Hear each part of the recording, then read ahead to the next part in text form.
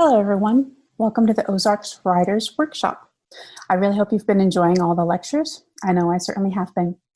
My name is Adriel Wiggins, and I'm a virtual assistant and continuity editor, and I have been for over 5 years. So today I'd like to share with you about continuity editing. The full title is Saving Authors from Themselves, or at least Migrating Tattoos. This is a talk that I give at workshops on a fairly regular basis. For the handout, if you'd like to follow along, you can go to bit.ly, so bit.ly/C continuity, H handout 1. And that is the number 1. So without further ado, let me talk to you about continuity. A tattoo is a permanent mark on your skin. The only way to get rid of it is to laser it off or to cut it out, unless it's magical. What? A magical tattoo? Yes, many fantasy authors use tattoos as a device to store specific spells on the skin of a witch or wizard so that they have more access to it more easily. But that doesn't mean that the tattoo is supposed to migrate. It should remain on that shoulder blade. Good thing author Gina Dreyer had me to anchor that sucker in one spot. Having an editor that can spot the most mundane and smallest of continuity errors means a cleaner manuscript, which translates to better sales and more money. Take a minute and think about a huge inconsistency in a famous movie or book. I know for me, the first time I really noticed it was in the movie Runaway Bride. The Julia Roberts character kept running away because she didn't really know who she was. So when the Richard Gere character came along, he challenged her to figure out who she was, to sit down and make a list of what she liked and didn't like. Now, in the final scene, that key grand gesture scene, she shows up at his house with her running shoes that she gives to him, and she tells him all the things that she learned about herself. Now, at one point, she actually came with a physical list, a piece of paper that she handed him with all the things that she discovered about herself. But then somewhere along the line, they decided that they didn't need that piece of paper. So some of the shots were done with a piece of paper, either in her hand, his hand, or on the banister, and others were done without the piece of paper. So as you're watching that final cut scene, the piece of paper appears and disappears on a regular basis.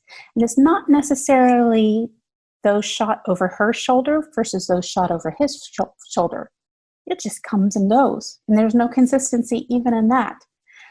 It drove me crazy, and that's how I knew that I would actually be a pretty good continuity editor.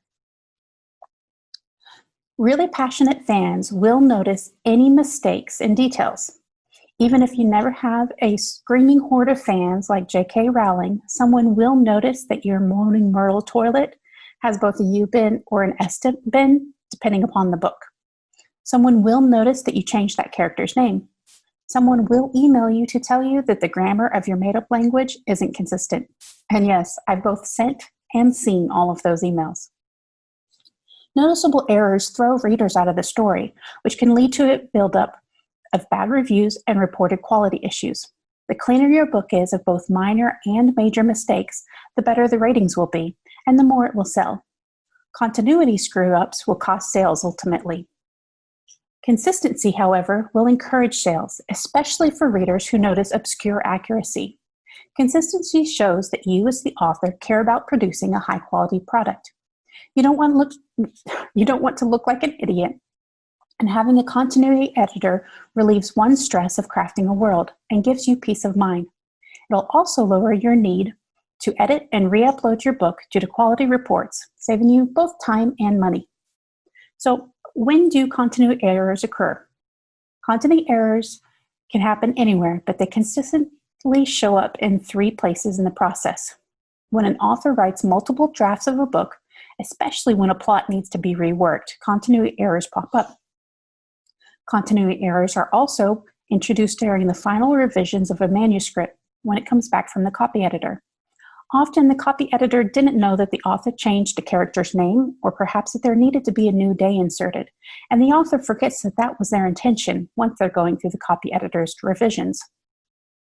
And the number one place the errors occur is when the next book in the series is being written. If you haven't written those characters in a few months, then you've forgotten a few details about them.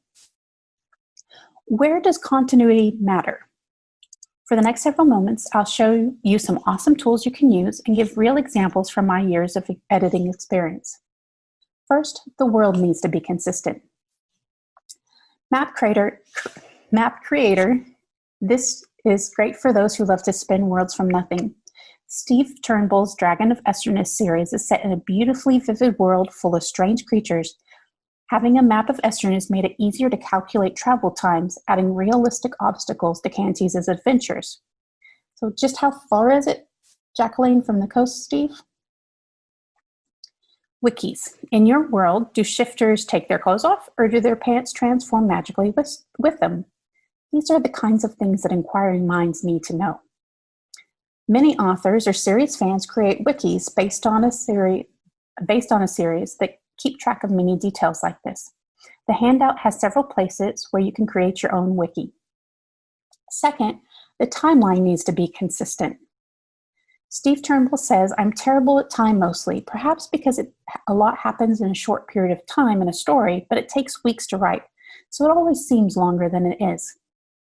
Eon is a great tool for keeping track of everywhere everyone is in each scene. Since you can use many standard calendars or a made-up one, this is a highly flexible tool. You can even keep track across a timeline by person or place.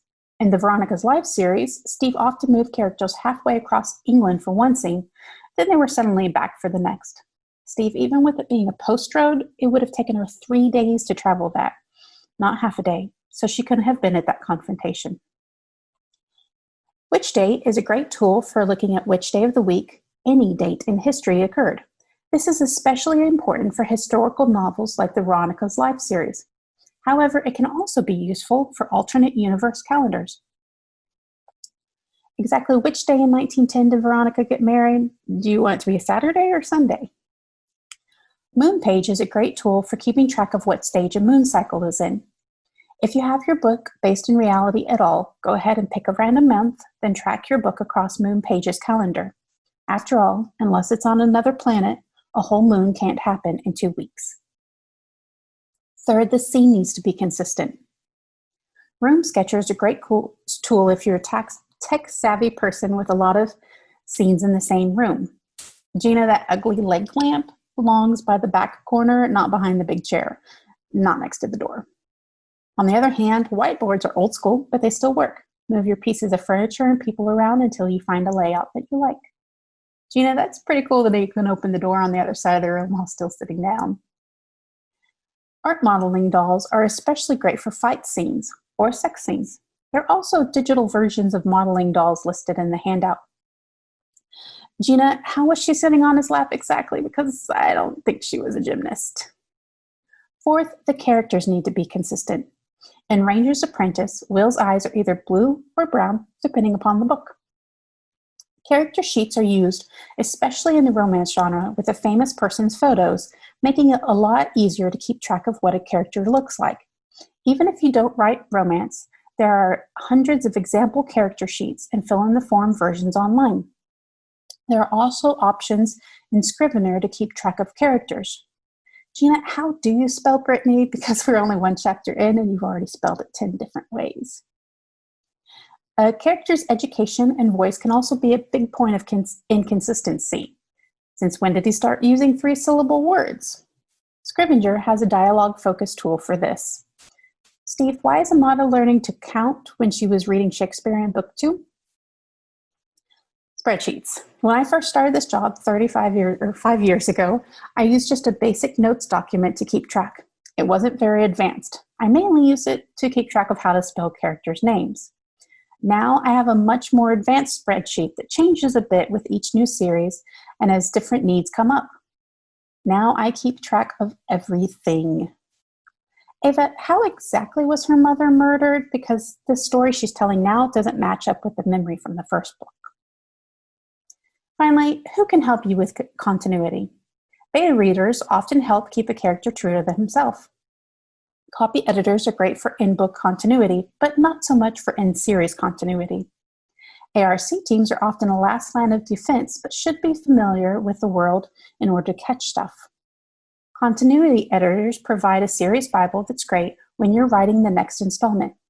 They may be just a spreadsheet or a very long document with a lot of information packed in. There are tools that can help keep the savvy author keep everything in line, but you don't have to do it yourself. As Steve Turnbull said, "Without you, I might use Eon, but I get so tied up with the stories that I would probably forget to use it anyway, or be annoyed that I had to." Sometimes it's just nice to have a different set of eyes to spot where your details slipped. I do have a question for you. Did you notice the one element of this presentation that changed? Did it drive you crazy?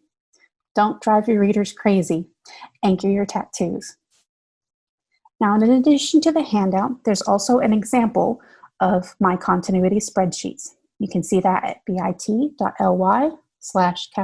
continuity, E example.